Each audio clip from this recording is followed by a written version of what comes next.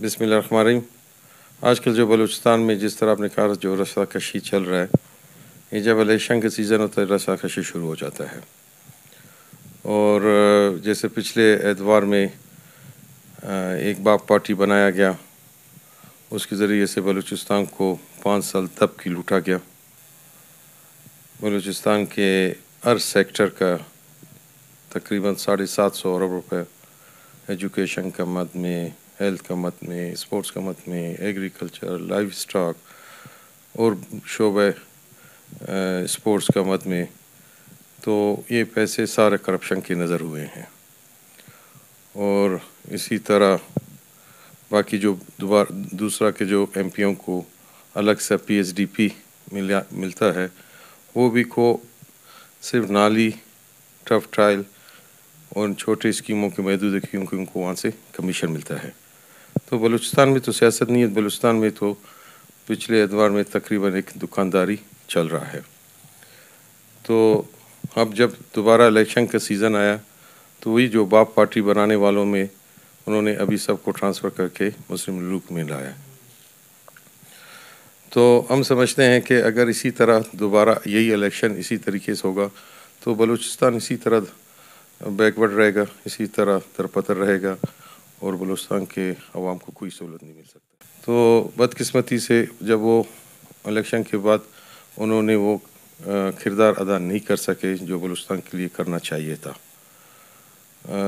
اور بلوچستان کے لوگوں کو انہوں نے مایوس کیا ہے، ٹھیک ہے نا۔ تو کچھ ڈسپلن کے کچھ ایشوز کے اوپر بلوچستان کے جو مسئلے تھے اس کے اوپر ہمارے اختلافات ہوا، ہم نے وہ پارٹی سے بھی ریزائن دے دیا۔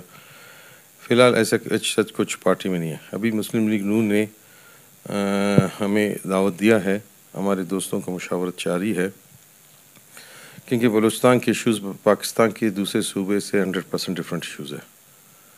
بلوچستان کو جس طرح ایک کالونزم کے طریقے سے چلائے جا رہے ہیں، باقی ہم لوگوں کا الیکشن میں انشاءاللہ مثال لیں گے۔ اگر عوام نے کامیاب کیا تو ہمارا کوشش ہوگا کہ ہم ہیلتھ سیکٹر میں، ایجوکیشن میں، اسپورٹس میں اور بلوچستان کے جو بنیادی مسئلے ہیں جو لائن آرڈر کے، جو ان کو صحیح ایڈریس کر کے ان کا مسئلوں کا دیکھیں نا، پہلے باپ کی شکل میں تھے، ابھی کاف کی شکل میں یا نون کی شکل میں آ جائیں گے تو میرے خیال سے عوام کے لیے تو کچھ -% بہتری نہیں ہوگا۔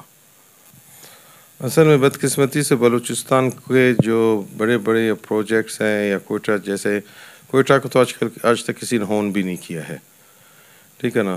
کوئٹہ ایک بہت بہترین ایک شہر ہوتا تھا، ایک خوبصورت شہر ہوتا تھا، ابھی ایک کچرے کا ایک ڈسٹبن ہے۔ تو صرف کیا ہے، صرف کرپشن کی نظر ہے، ہر چیز بلوچستان میں کرپشن کی نظر ہے۔ تو کرپشن کا روکنے کے لیے بلوچستان کا عوام کو بھی کوئی کردار ادا کرنا پڑے گا کہ اب جو الیکشن آ رہے ہیں کہ باعث ہے کہ وہ اپنے وہ عوامی نمائندوں کو ووٹ دیں۔ پہلے کا جنہوں کا جو نمائندے ہیں ان کی کارکردگی ان کے سامنے ہیں، تو انہی حساب سے ان کو منتخب کر کے اور اپنے لیے اور اپنا مستقبل کے لیے ایک اچھا نمائندہ لائے کہ ان کے لیے ان کا جو حق ہے، ان کے حقوق کے لیے